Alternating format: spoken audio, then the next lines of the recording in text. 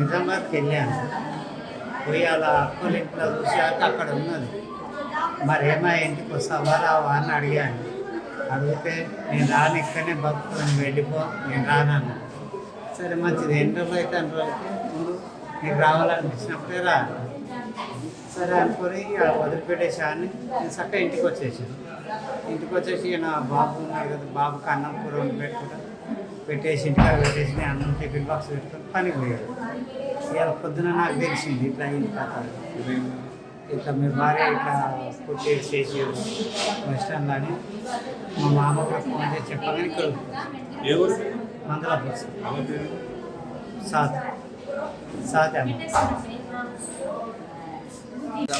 వచ్చేటప్పుడు నలుగురు క్యాచ్ చేసి పట్టుకున్నారు. ఆటోలో తీసుకెళ్ళి ఏదో ఖరాబ్ చేసిన 15 నిమిషాలు తెలియదు మాకు తెలియకుండా మేము ఇంటికాడ పడుకున్నాం. నైట్ పోలీసు వాళ్ళు వచ్చి మాకు ఇక్కడ హాస్పిటల్ తీసుకొచ్చారు. మాకు ఏం చేయాలంటే అడుగుతలేము.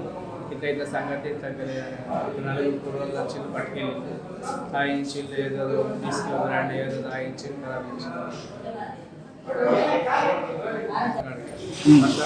మజాపూర్ వస్తాయి దిగబడ్డారు. అక్కడ నుంచి క్యాచ్ చేసింది. నిర్మల్ టౌన్లో స్వాతి అని ఒక 23 ఇయర్స్ అమ్మాయి ఫస్ట్ కొంచెం అన్కాన్షియస్ ఉండే. మా బీట్ కానిస్టేబుల్కు 100 కాల్ వస్తే మా బీట్ వాళ్ళు చెక్ చేసి ఆమెను హాస్పిటల్ చేయడం జరిగింది. అయితే ఆమె మార్నింగ్ కొంచెం స్లోలో వచ్చి రేప్ జరిగిందని చెప్తున్నది. దాని మీద కేసు రిజిస్టర్ చేసినాము. కేసు రిజిస్టర్ చేసి దాన్ని వెరిఫై చేస్తున్నాము. తర్వాత ఇంకా డీటెయిల్గా ఎట్లా ఉంటే అట్లా దాన్ని కేసు ఛేదిస్తాము. ఇప్పుడైతే ఆమె స్టేబుల్గా ఉంది.